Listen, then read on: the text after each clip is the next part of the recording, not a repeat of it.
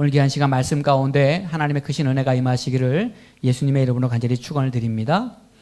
유명한 우리 작가 톨스토이가 단편 소설 사람에겐 얼마만큼의 땅이 필요한가라고 하는 그 책에서 이제 사람의 어떤 그 욕심에 대한 주제를 다뤘는데, 그 내용에 보면 그 주인공인 바흠이라고 하는 농부가 나옵니다. 이 사람은 소작, 남의 땅에서 이제 농사를 하는 소작인인데, 이 소작인 바흠이라고 하는 사람의 꿈은 자기의 땅을 경작하는 거예요. 늘 남의 땅에서만 일을 하니까. 그래서 지금보다 내가 조금 더 많은 땅을 가지면 나는 행복할 거야, 이런 생각을 하고 있던 이제 차에 어느 날 소문을 듣게 돼요. 근데 그 소문이 뭐냐면, 바시키르인들이라고 하는 사람들이 사는 마을에 가면은 끝없이 넓고 비옥한 땅을 아주 싼 값으로 살 수 있다라고 하는 거예요. 그래서 이 주인공 농부가 자기의 전 재산을 정리하고 그 마을로 찾아갑니다. 그리고 그곳 책임자인 촌장과 계약을 맺게 되죠. 그 계약의 내용은 뭐냐면 1,000루블을 내면 1,000루블을 내면 땅을 주는데, 해가 떠서 질 때까지 걸어서 밟고 오는 땅을 다 준다는 거예요. 근데 단지 조건이 뭐냐면, 해가 지기 전까지 출발 지점으로 돌아오지 못하면 땅을 한 평도 받지 못하고 돈은 다 이제 빼앗기게 된다. 이제 그렇게 계약을 하게 됩니다. 다음날 아침에 이 바흠이라고 하는 사람은 자기가 밟고 지나간 땅은 다 자기 땅이 된다고 하니까 얼마나 좋겠어요. 그래서 그 즐거운 마음으로 기대감을 가지고 걸어가기 시작합니다. 근데 가면 갈수록 좋은 땅이 보이는 거예요. 가면 갈수록 비옥한 땅이 눈에 펼쳐지는 겁니다. 그러니까 발길을 돌릴 수 있어요, 없어요? 점점 더 좋은 땅이 나오니까 발길을 돌릴 수 없어요. 한 발자국만 더 가면 저 땅도 내 땅이 되고, 한 발자국만 더 가면 저 땅도 내 땅이 되고. 그렇게 한참을 가다 보니까 하늘에 어느덧 해가 서산을 향해서 이제 저 가고 있는 거죠. 돌아갈 길을 생각하니까 아득해지는 거예요. 그제서야 이제 아차 하고 정신을 차리고 발길을 돌려서 출발 지점을 향해서 가야 되는데, 어떻게 가야 돼요? 이제 죽을 힘을 다해서 이제 뛰어가야 되는 거예요. 그죠? 돌아가서 밟아야 출발 지점까지 가야 그게 내 땅이 되는 거니까. 숨은 점점 가빠지고 다리의 힘은 점점 빠져가는데 끝은 보이지 않는, 얼마나 많이 걸어왔는지 초조해지기 시작합니다. 이제는 돈도 땅도 꿈도 다 날아가 버릴 수도 있겠다. 그런 절망감에 달려가는데 몸이 말을 듣질 않는 거죠. 끝까지 힘차게 뛰어가서 마침내 출발 지점에 도착을 했는데, 그 사람은 곧 피를 토하고 죽고 맙니다. 곁에 있던 사람들이 그 바흠의 몸이 딱 들어갈 만큼의 땅을 파가지고 그 사람을 묻어줬어요. 몸이 하나 들어갈 만큼의 땅만 파가지고 그 주인공을 묻어줍니다. 여러분, 사람은 마음속에 무엇을 품고 있는가에 의해서 자기의 인생의 방향이 결정되어지는 거죠. 그리고 내 안에 담고 있는 것이 말이 되고, 내 안에 담고 있는 것이 꿈이 되고, 내 안에 담고 있는 것이 내 삶의 기준이 되고 가치관이 되는 것입니다. 오늘 나는 무엇을 담고, 그리고 무엇을 바라보며 무엇을 꿈꾸고 내가 살아가고 있는가, 무엇이 내 안에서 지금 나오고 있는가, 무엇이 나를 드러내고 있는가라고 하는 사실을 우리가 생각해 봐야 됩니다. 오늘 성경에 보면은 예수님이 귀신 들려서 눈 멀고 말 못하는 사람을 고쳐줘요. 귀신을 쫓아버립니다. 근데 그 현장에서 그 놀라운 기적이 일어났음에도 불구하고 당시에 믿음이 좋다고 하는 바리새인들이 하는 말이 뭐냐면, 귀신의 왕 바알세불의 힘을 덧입지 않고는 그 예수가 그 사람을 고치지 못했을 것이다, 이렇게 말을 하는 겁니다. 여러분 보세요. 바리새인들이 얼마나 겉으로 믿음이 좋은 사람들입니까? 바리새인들이 얼마나 신앙생활 철저하게 하는 사람들입니까? 이 사람은 거의 완벽적으로 신앙생활하는 사람들이거든요. 그런데 예수님께서 하나님의 역사로 이루신 일, 그것도 눈먼 사람, 말 못하는 장애를 가진 그 사람을 귀신을 쫓아내주고 치유하신 사건 앞에서 하는 말이 귀신의 왕이 그를 도왔다. 이렇게 말하는 거예요. 그래서 오늘 예수님께서 마태복음 12장 28절에 이렇게 말씀하고 있습니다. 그러나 내가 하나님의 성령을 힘입어 귀신을 쫓아내는 것이면 하나님의 나라가 이미 너희에게 임하였느니라. 여기에 지금 하나님의 성령으로 임하시는 하나님의 나라가 임했다고 지금 예수님께서 이야기하고 있는 것입니다. 그런데 바리새인들은 지금 하나님이 하신 일을 누가 한 일이라고 생각하는 거예요? 귀신이 했다는 거죠. 지금 하나님의 성령이 역사하셔서 행하신 그 능력을 가지고 귀신의 역사라고 말하는 것은 이건 하나님에 대한 도전이고 하나님에 대한 모독이잖아요. 그리고 더 나아가서 이거는 하나님을 공격하는 거거든요. 그러니까 하나님의 성령이 하시는 일을 보고 귀신의 왕이 한 일이라고 말하는 그 사람들의 속에 지금 무엇이 들어있겠는가라고 하는 것이 바로 예수님의 그 말의 핵심이에요. 하나님이 하신 일을 귀신, 그 중에서 귀신의 왕 바알세불이 한 일이라고 하면 그 사람들의 마음속에 지금 무엇이 들어있겠는가? 예수님이 지금 그 얘기를 하고 있는 것입니다. 그래서 사람은 마음속에 무엇을 품고 있는가에 의해서 그 사람은 말을 하게 되고 그 사람이 생각하게 되고 그 사람의 삶의 방향이 결정지어지게 된다라고 하는 거예요. 그리고 그 사람의 마음속에 담고 있는 것이 그 사람의 인생 가운데 열매로 드러나게 되어 있습니다. 여러분 성경에 보면 출애굽기에 하나님께서 이스라엘 백성들을 살려내야 되겠다라고 하는 마음으로 하나님이 애굽에서 이스라엘 백성들을 건져내셨거든요. 하나님이 우리를 세상에서 우리를 구원하실 때 우리를 죄의 자리에서 예수님을 모르던 자리에서 우리를 구원하실 때는 하나님은 우리를 살려내시려고 하나님이 우리를 살려서 우리를 복되게 하시려고 우리를 건져내신 거거든요. 그래서 이스라엘 백성들을 애굽에서 광야로 건져내셨는데 이스라엘 백성들의 입에서 계속 나오는 제일 많은 말이 뭐냐면 아이고 죽겠어, 아이고 죽겠어, 우리가 죽겠어, 죽겠다는 말을 계속 하는 거예요. 가만히 보면 그게 그들의 입에서 나오는 열매예요. 그게 열매예요. 하나님은 이스라엘 백성들을 불러내셔서 믿음의 가정을 세우고 그리고 거룩한 민족으로 그들을 구별하셔서 쓰시려고 그 광야를 지나서 가나안 땅을 향해서 하나님이 지금 이끌어가고 계신데 이스라엘 백성들의 마음속에 관심은 그저 뭐냐면 우리가 애굽에 있었으면 편했을 텐데, 우리가 애굽에 있었으면 잘 먹었을 텐데, 우리가 애굽에 있었으면 여기보다 더 잘 살았을 텐데 라고 계속해서 애굽을 이야기하고 애굽을 부러워하는 거예요. 뭐냐면 그것이 그들의 마음속에서부터 나타나는 그들의 열매예요. 열매. 하나님께서는 그들의 축복된 땅을 주시겠다고, 그리고 거기서 나오는 열매를 주시겠다고 하나님이 약속하셨잖아요.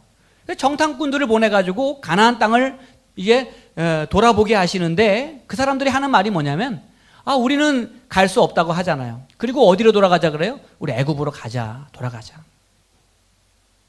그리고 하는 말이 우리는 그 사람들이 보기에 메뚜기와 같고 우리는 그 사람들이 밥이 될 것이다 이렇게 얘기합니다. 여러분 마음에 믿음이 없고 불신으로 가득하니까 믿음의 말, 소망의 말을 할 줄 모르는 거예요. 이게 그 사람들의 삶에서 나타난 열매예요. 그러니까 여러분 혹시라도 우리의 삶 가운데서 죽겠어, 못 살겠어 이런 말은요 여러분 그냥 버리셔야 돼요. 저를 한번 따라하겠습니다. 죽겠다는 말은 갖다 버리자. 못 살겠다는 말도 내다 버리자. 다 버려야 돼요. 왜냐하면 그게 우리의 열매예요. 내 입술에서 나오는 열매, 내 마음의 열매. 내 마음에 늘 그런 마음으로 내가 살고 있는 거예요. 그런 마음이 내 안에 지금 심겨져 있는 거예요. 사람은 다급한 순간에, 힘든 순간에 그 말로 드러나게 되어 있어요. 그것이 나의 열매예요. 그럼 여러분 나의 삶에는 지금 어떤 열매들이 지금 나타나고 있는가? 기도를 많이 하고 봉사를 많이 하고 우리가 열심을 다해도 우리의 마음의 집을 우리가 잘 수리해서 우리 안에 좋은 것들로 채우지 않으면 우리의 삶 속에 드러나는 열매들은요 그런 열매들이 나오는 거예요. 선한 말, 믿음의 말, 사랑의 언어가 나올 수 없다라고 하는 겁니다. 오늘 예수님께서 32절 말씀에 이렇게 말씀했죠. 우리 한번 같이 봅니다. 시작. 누구든지 말로 인자를 거역하면 사하심을 얻되 누구든지 말로 성령을 거역하면 이 세상과 오는 세상에서도 사하심을 얻지 못하리라. 아멘. 여러분 보세요. 지금 하나님의 행하심을 믿지 못하는 말이 얼마나 큰 죄인지를 지금 가르쳐 주는 거예요. 그죠?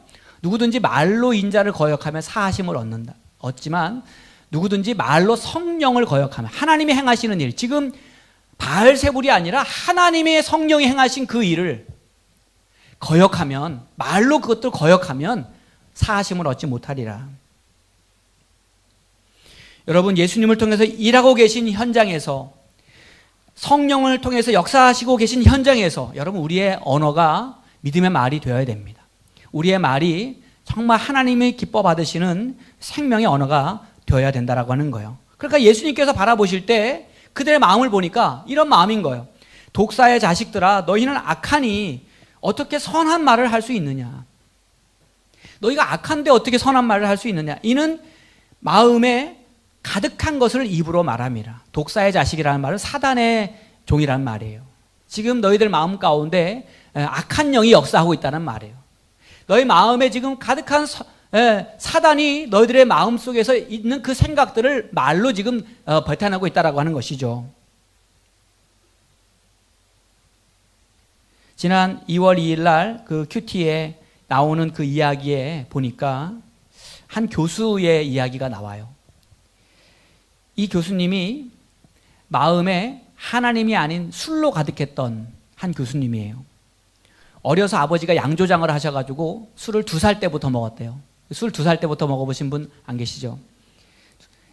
중고등학교 시절에 이미 술 중독이 되었고, 그러다가 대학에 들어가니까 얼마나 자유로워요. 그러니까 뭐 맘 놓고 이게 술을 먹는데, 문제는 뭐냐면 결혼을 하고 교수가 되었는데 각종 모임을 가면서 술이 늘 끊이지 않고, 제자들과의 만남에서도 늘 술.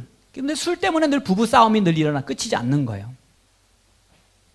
어느 날 제자 중에 하나가, 하나님을 잘 믿는 신실한 제자가 하나 있는데, 교수님 이제 좀 술을 좀 그만 드시죠, 이렇게 권면을 하니까 이 제자가 하는 말을 듣는 것이 아니라 오히려 뭐라고 말했냐면, 나는 나의 주를 믿을 테니, 나의 주, 여기서 나의 주는 무슨 주예요? 술주자. 나는 나의 주를 믿을 테니 너는 너의 주를 믿어라, 이렇게 말하는 거예요. 그러니까 술이 내 마음의 주인이 되어 있으니까 말씀이 들리질 않는 거예요.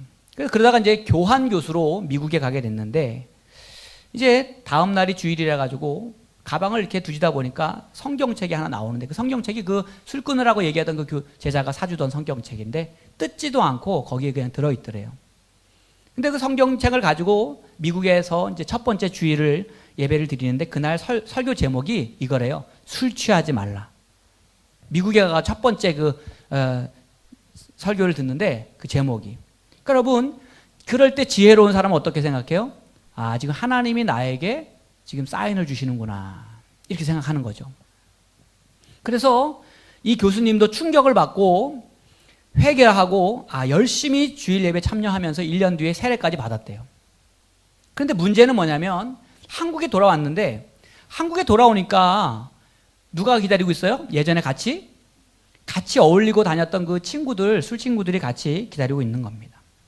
그래서 다시 내가 언제 그렇게 예수님을 만나고 내가 언제 그렇게 성령님이 충만해가 내가 살았느냐, 이런 마음으로 다시 술을 입에 대기 시작합니다. 제자가 권면하고 아내가 권면해도 말을 듣지 않아요. 그러니까 결국은 그 아내가 하나님 앞에 다급하니까 이렇게 기도했어요. 뭐라고 기도했냐면, 하나님, 남편의 발목을 부러뜨려서라도 술을 끊게 해주세요.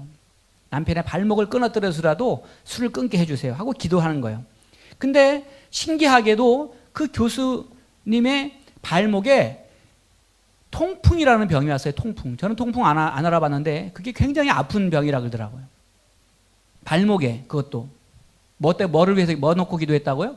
발목이 이렇게 기도했는데 끊어질 듯이 발목이 아팠겠죠. 그리고 병원에서 통풍이라고 하는 진단을 받던 날 그 교수님이 깨닫게 되는 거예요. 베드로전서 2장 2절 말씀, 개가 그 토하였던 것에 다시 돌아가고 돼지가 씻었다가 더러운 구덩이에 도로 누웠다. 개가 그 토했던 것을 다시 먹고 돼지가 씻었다가 더러운 구덩이에 다시 누웠다는 그 말씀이 아, 나에게 한 말이구나. 내가 지금까지 술이 주인 되어 살았고 나의 쾌락과 나의 즐거움만을 생각하며 내가 살았구나. 하나님 말씀이 내가 들리지 않았구나. 그러면서 이제 회개하게 되고, 그전에는 내가 술이 주인이 되었을 때는 나한테 누가 말을 해도 그냥 믿음의 사람을 오히려 조롱하고 하나님을 무시하고 이렇게 말했는데, 이제는 비록 육신의 고통은 찾아왔지만 마음에 하나님의 말씀이 임하고 성령님이 내 안에 주인 되셔서 내가 충만하니까 이제 새로운 삶을 시작해서 말씀을 나누고 믿음으로 격려하고 축복하는 그러한 인생으로 변화되게 되었다라고 하는 것입니다. 오늘 33절 말씀에 이렇게 말씀해서 같이 한번 봅니다. 시작. 그 열매로 나무를 아느니라. 아멘. 여러분, 우리가 내 안에 어떤 것이 들어있는가에 따라서 그때그때마다 말이 달라지는 거예요.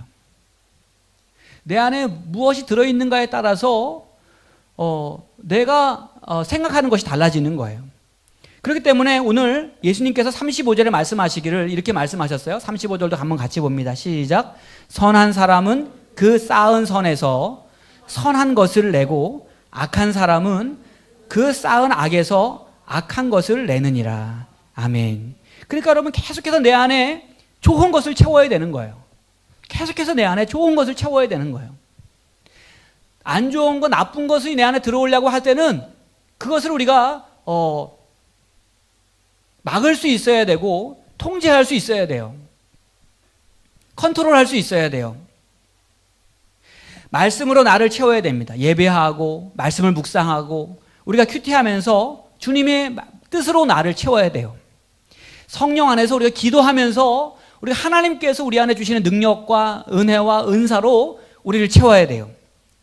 십자가를 묵상하면서 우리 안에 하나님의 그 거룩하시고 끝없는 사랑을 우리 안에 채워가야 돼요.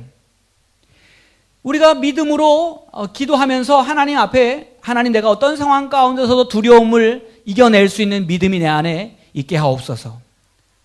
예수님의 마음이 내 안에 가득하셔서 종된 그 성품으로 오셔서 섬기고 우리를 위해서 죽기까지 하나님 앞에 복종하신 그 예수님의 마음이 내 마음이 되게 해달라고, 그 마음으로 채워지게 해달라고 우리가 기도해야 돼요.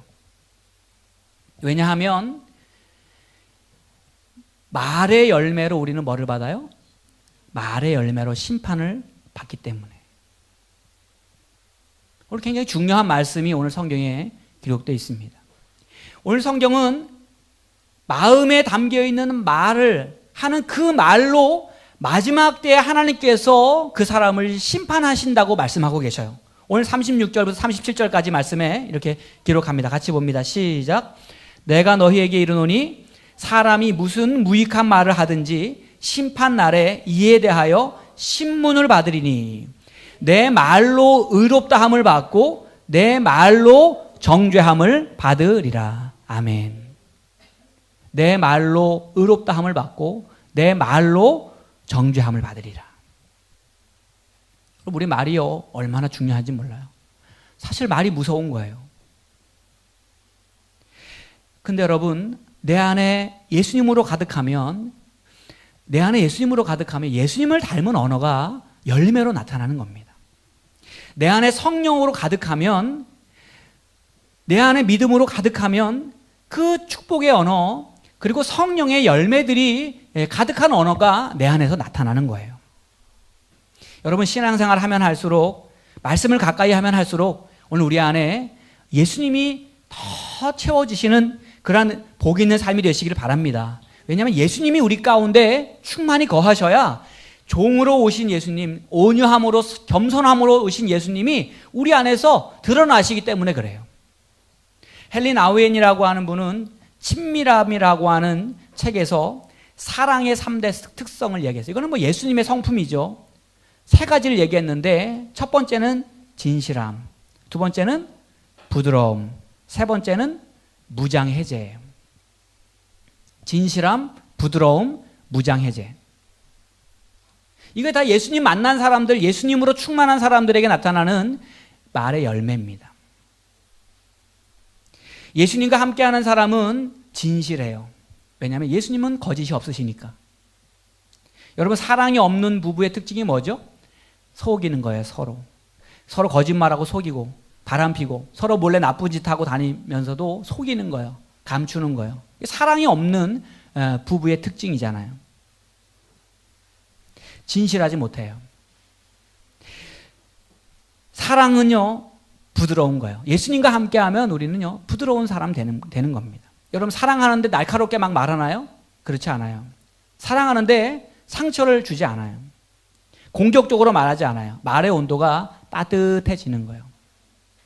여러분, 저와 여러분의 말의 온도가 따뜻해지시기를 축복합니다. 말의 온도가 따뜻해져야 돼요. 말의 온도가. 그리고 예수님과 함께하는 사랑의 사람은요, 무장해제한 삶을 살아요. 상대방을 찌르고 공격하려고 했던 무기를 다 내려놓는다는 거예요. 무장해제. 누군가를 내가 어떻게 하려고 했던 그런 모든 시도를 다 포기하고 나를 오픈하고 나를 보여줄 수 있는 그런 무장해제의 삶을 살게 됩니다. 이게 다 은혜 안에 사는 사람, 성령 안에 사는 사람, 하나님의 말씀으로 사는 사람, 예수 그리스도의 충만함으로 임하여 사는 사람들의 삶이에요. 오늘 저와 여러분은 이런 삶이 되시기를 축복합니다. 조정민 목사님이 쓴 사람이 선물이다라고 하는 책에 보면 짧은 글귀가 나오는데, 한 인디언 마을의 체벌, 그러니까 잘못했을 때 주는 체벌 있죠. 한 인디언 마을의 체벌은 모든 주민들이 한마디씩 그 잘못한 사람의 일생 중에서 가장 좋았던 점을 이야기하는 거래요. 그게 벌이래요. 그 사람의 잘못한 사람, 범죄한 사람을 앞에다 놓고 그 사람이 일생 중에 가장 좋았던 점을 돌아가면서 다 이야기한대요. 그러면서 그 얘기를 듣고 나면 그 이야기를 듣는 사람이 어떻게 생각하겠어요? 나도 전에는 괜찮은 사람이었구나. 나도 전에는 꽤 쓸만한 사람이었구나. 나도 이렇게 희망이 없는 사람이 아니었구나. 이렇게 생각을 하면서 그 사람이 그 칭찬으로 책망을 받고 칭찬으로 회복이 된다는 거예요. 여러분, 그것이 말의 힘입니다. 축복하는 마음을 담고 그 사람에게 말해줄 때 그것이 사람을 변화시키는 힘이 되는 것이죠. 오늘 예수님을 마음의 주인으로 품고 살아가는 사람, 오늘 예배하면서 늘 하나님의 성령이 나를 주장하시는 사람, 어떤 상황 가운데서도 내가 하나님의 말씀으로 나를 채우고 그 인도하심을 내가 따라가는 사람, 그런 사람들은 말의 열매가 있을 거예요. 하나님이 기뻐하시는 선한 열매가 있을 거예요. 하나님 안에서 살리고 세우고 변화시키는 축복의 사람으로 하나님이 쓰시는 하나님의 영광이 임하는 복 있는 삶이 될 줄로 믿습니다. 이러한 은혜가 저와 여러분의 삶 가운데 충만하시는 복 있는 삶이 되어지시기를 예수님의 이름으로 간절히 축원합니다. 우리 같이 찬양 드리고 우리 함께 기도하겠습니다.